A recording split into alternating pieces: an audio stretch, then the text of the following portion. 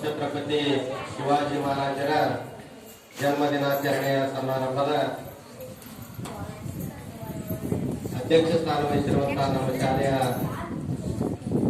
ಪ್ರಭಾರಿ ಗುರುಮಾತೆಯರಾದಂತಹ MR. Patil ಅವರೇ, ಮುಖ್ಯ ಅತಿಥಿಗಳಾದಂತಹ ನಮ್ಮ ಶಾಲೆಯ ಹಿಂದಿನ ಮುಖ್ಯ ಗುರುಗಳು ಹಾಗೂ ನಿವೃತ್ತ ನೌಕರ ಸಂಘದ ಅಧ್ಯಕ್ಷರು ಆದಂತಹ ಕೆ.ಯು. ಗಿಡ್ಡಪ್ಪಗಳವರೇ,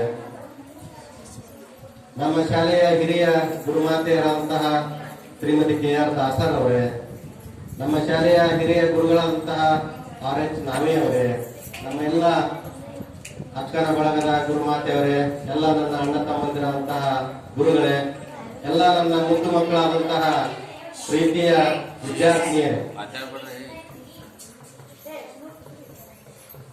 ಪ್ರತಿ ವರ್ಷ ನಮ್ಮ ಶಾಲೆಯಲ್ಲಿ ಹಲವಾರು ಕಾರ್ಯಕ್ರಮಗಳನ್ನು ಏರ್ಪಡಿಸ್ತಾ ಇದ್ದೀವಿ.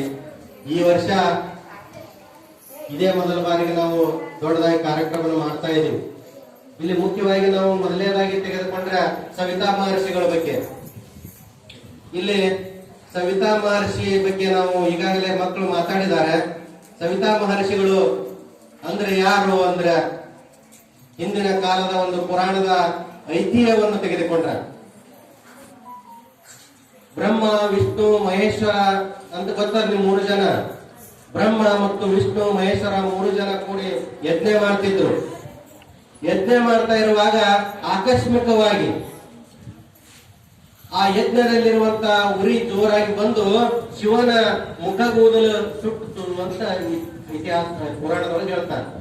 ಶಿವನ ಮುಖದ ಮೇಲೆ ಇರುವಂತಹ ಮೀಸಿ ಮತ್ತು ದಾಡಿ ಬರ್ತದಲ್ಲ, ಮುಖ ಕೂದಲುಗಳಿಗೆ ಏನಾಯ್ತು, ಸುಟ್ಟು. ಅವಾಗ ಮುಖ ಸ್ವಲ್ಪ ಅಸಹ್ಯ ಆಯ್ತು. ಅವಾಗ ಅಲ್ಲೇ ಪಾರ್ವತಿ ಕೂತಿದ್ರು ಮುಂದ. ಯಜಮಾನ್ರಿ ನೋಡಿದ್ರು ಮುಖ ಅಸಹ್ಯ ಆಗಿತ್ತು. ಬಂದು ಯಜಮಾನ್ರ ಹತ್ರ ಬಂದು ಹೇಳಿದ್ರು, ಏನ್ರಿ ಯಜಮಾನ್ರೆ, ನಿಮ್ಮ ಮುಖ ಬಹಳ ಏನಾಗ್ಯದ, ಅಸಹ್ಯ ಆಗ್ಯದ, ಆ ಕೂದಲನ್ನು ತಕೊಂಡ್ ಬಿಡ್ರಿ ಅಂತ ಹೇಳಿದ್ರು. ಅವಾಗ ಕೂದಲ ತಕೊಂಡ್ ಬಿಡ್ರಿ ಅಂದಕ್ರೆ ಏನ್ ಮಾಡ್ಬೇಕು ಅಂತ ಹೇಳಿ ಶಿವ ಏನ್ ಮಾಡ್ದ, ತನ್ನ ಬಲಗಡೆನಿಂದ ಒಬ್ಬರನ್ನ ಜನಿಸಿ ಬಿಟ್ಟ. ಅವಾಗ ಆಯುಷ್ಕರ್ಮ ಮಾಡೋರು ಯಾರು ಇರ್ಲಿಲ್ಲ. ಆ ಕಾಲದೊಳಗೆ ದೇವತೆಯರ ಕಾಲದಾಗ ಬಲಗಡೆನಿಂದ ಒಬ್ಬ ವ್ಯಕ್ತಿಯನ್ನ ಹುಟ್ಟಿಸಿದ್ರು. ಅವ್ರ ಕೈಯಾಗ ಒಂದು ಪೆಟ್ಟಿಗೆ ಸಮೇತ ಹಡಪದೊಂದಿಗೆ ಒಬ್ಬ ವ್ಯಕ್ತಿ ಹುಟ್ಟದ. ಹಡಪ ಅಂದ್ರೆ ಪೆಟ್ಟಿಗೆ. ಹಡಪ ಅಂದ್ರೇನು, ಒಂದು ಪೆಟ್ಟಿಗೆ ತೆಗೆದುಕೊಂಡು ಆ ವ್ಯಕ್ತಿ ಹುಟ್ಟದ ಬಂದು ಶಿವನಿಗೆ ಏನ್ ಮಾಡ್ದ, ಆಯುಷ್ಕರ್ಮ ಮಾಡ್ದ. ಆಯುಷ್ಕರ್ಮ ಅಂದ್ರೆ ಮುಖ ಕೂದಲನ್ನ ಏನ್ ಮಾಡ್ದ, ತೆಗೆದು ಅವಾಗ ಶಿವ ಬಹಳ ಸುಂದರ ಕಾಣ್ತಾ ಇದ್ದ.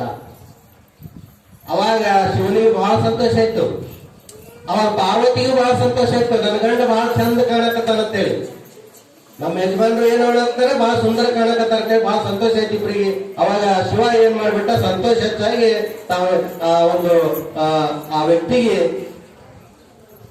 ಒಂದು ಆಶೀರ್ವಾದ ರೂಪದಲ್ಲಿ ಸಂಗೀತದ ಸಲಕರಣೆಗಳನ್ನು ಕೊಟ್ಟರು. ಸಂಗೀತದ ಜ್ಞಾನವನ್ನು ಪಡೆಯ ನೀನು, ಸಂಗೀತ ಜ್ಞಾನ ಪಡೆದು ನಮಗೆಲ್ಲರಿಗೂ ಮಾನಸಿಕ ಸಂತೋಷವನ್ನು ನೀನು ಸಂಗೀತದ ಮೂಲಕ ಕೊಡುದು ಅಂತ ಹೇಳಿ ಕೊಟ್ಟರು. ಮತ್ತು ಇವ್ರಿಗೆ ಸವಿತಾ ಮಹರ್ಷಿ ಅಂದ್ರೆ ಯಾಕೆ ಕರೀತಾರಪ್ಪ ಅಂದ್ರ, ಈ ಶಿವನಿಗೆ 2 ಕಣ್ಣುಗಳದಾವ. 3ನೇ ಕಣ್ಣದು ಮುಚ್ಚಿರ್ತದ, ಯಾವಾಗ ತೆರೀತದ. ಮುಖ್ಯವಾಗಿ ಎಲ್ಲರಿಗೆ ಎಷ್ಟು ಕಣ್ಣುಗಳು? 2. ಒಂದು ಬಲಗಣ್ಣ ಸೂರ್ಯ ಅಂತ, ಎಡಗಣ್ಣ ಚಂದ್ರ ಅಂತ ಪುರಾಣದ ಇತಿಹಾಸದೊಳಗೆ, ಪುರಾಣದ ಪೌರಾಣಿಕ ಕಥೆಗಳು ಹೇಳ್ತಾರೆ. ಬಲಗಣ್ಣ ಸೂರ್ಯ, ಎಡಗಣ್ಣ ಚಂದ್ರ. ಈ ಒಂದು ಏನು ಆಯುಷ್ಕರ್ಮ ಮಾಡುವಂತ ವ್ಯಕ್ತಿ ಬಲಗಣ್ಣಿನಿಂದ ಹುಟ್ಟಿರೋದ್ರಿಂದ ಅವ್ರಿಗೆ ಏನಂತ ಬಂತು, ಸೂರ್ಯನಿಗೆ ಇನ್ನೊಂದು ಹೆಸರು ಸವಿತಾ ಅಂತ ಕರಿತಿದ್ರು. ಸವಿತಾ, ಸೂರ್ಯನಿಗೆ ಇನ್ನೊಂದು ಹೆಸರು ಸವಿತಾ. ಏನು ಭಾನು, ರವಿ, ಭಾಸ್ಕರ ಅಂತ ಕರಿತಾರಲ್ಲ, ಪುರಾಣ ಕಾಲದಾಗ ಇನ್ನೊಂದು ಹೆಸರು ಸವಿತಾ ಅಂತೇಳಿ. ಅದಕ್ಕ ಅವರನ್ನು ಏನಂತ ಕರೆದ್ರು, ಸವಿತಾ ಮಹರ್ಷಿ ಅಂತ ಕರೆದ್ರು. ಅಂದಿನಿಂದ ಸವಿತಾ ಮಹರ್ಷಿ ಅಂತ ಕರೆದ್ರು. ಆ ನಂತರ ಅಲ್ಲೇ ಇರುವಂತಹ ಅಲ್ಲಿ ಬ್ರಹ್ಮನಿಗೂ ಸಹಿತ ಆಯುಷ್ಕರ್ಮ ಮಾಡಿದ್ರು. ಅವ್ರ ಮುಖಗೂದಲನ್ನು ತೆಗೆದ್ರು. ಬ್ರಹ್ಮನಿಗೂ ಸಂತೋಷ ಆಗಿ ಅವರಿಗೆ ಒಂದು ಆಶೀರ್ವಾದ ಮಾಡಿದ್ರು. ಮತ್ತ ಸವಿತಾ ಮಹರ್ಷಿ ಒಂದು ಏನಂತಾರಲ್ಲ, ವೈದ್ಯ ವೃತ್ತಿಯ ಒಂದು ಕಮಂಡಲವನ್ನ, ಅಮೃತ ಕುಂಡಲಿಯನ್ನ ಏನ್ ಮಾಡಿದ್ರು, ಬ್ರಹ್ಮ ಯಾರಿಗೆ ಕೊಟ್ರು, ಸವಿತಾ ಮಹರ್ಷಿ ಕೊಟ್ರು. ಈ ಅಮೃತ ಕುಂಡಲಿಯಿಂದ ನೀನು ಎಲ್ಲರ ಆರೋಗ್ಯವನ್ನ ಕಾಪಾಡುವ ಕೊಟ್ರು. ನೋಡ್ರಿ, ಈ ಸವಿತಾ ಮಹರ್ಷಿಗಳಂದ್ರೆ ಯಾರು ಅಂತ ಗೊತ್ತಾಯ್ತಲ್ಲ ಈಗ. ಆಯುಷ್ಕರ್ಮಗಳನ್ನ ಮಾಡೋರು.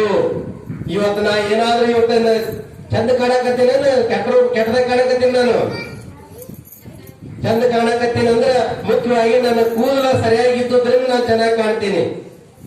ನಾನು ಕೂದಲ ಸರಿಯಾಗಿರ್ಲಿಕ್ಕಂದ್ರೆ ನಾನು ಹೆಂಗ್ ಕಾಣ್ತೀನಿ? ಸರಿಯಾಗಿ ಕಾಣೋದಿಲ್ಲ.